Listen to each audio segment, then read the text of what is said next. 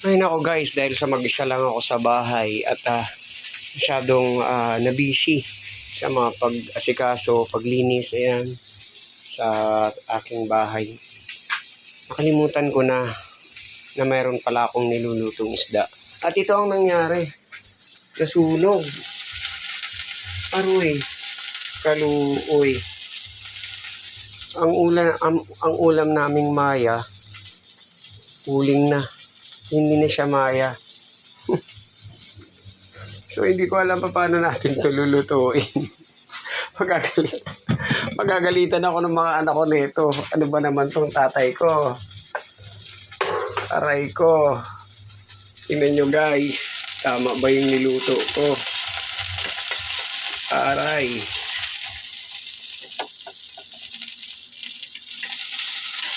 Kawawa naman yung isda. So, tara.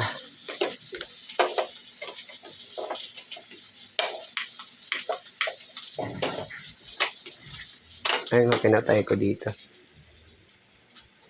Ano ba yan, guys? Wala.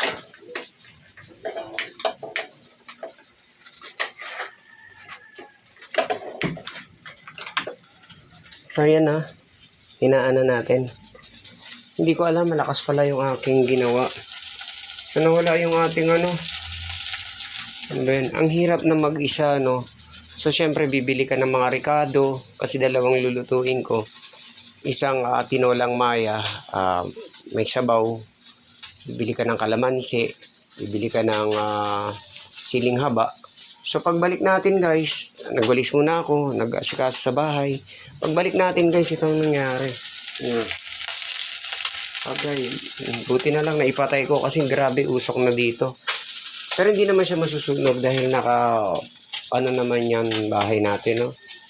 Naka full cement yan. So, wala kahit magliyab dito, puro kuhan yan, wala siyang masusunugan. No? Kaso lang, sunog yung ating ulam. At pagagalitan tayo ng aking anak nito dahil kakain sila ng sunog. Ayan, no? Laka, meron pa naman silang makakain luto. Kaso lang, luto nga, sunog. Nako, kawawa naman. So, try natin ulit maglagay ng uling. Ng mantika. Nakalimutan ko talaga. Kaya yun ang nangyari. Dahil sa nakalimut ako na meron akong niluluto.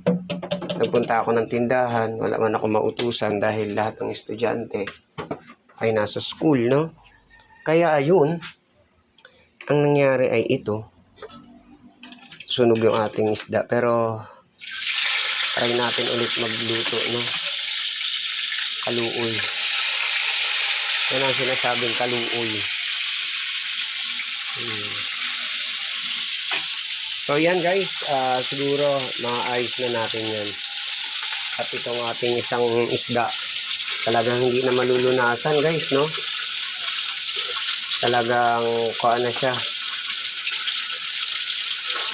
So, anong tawag dito sa isdang ito, guys? Isdang totong. So, ayan nga.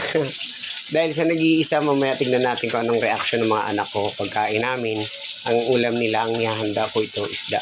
Tingnan natin kung anong magiging reaction nila sa pagkain mamaya. Sigurado papagalitan natin nila.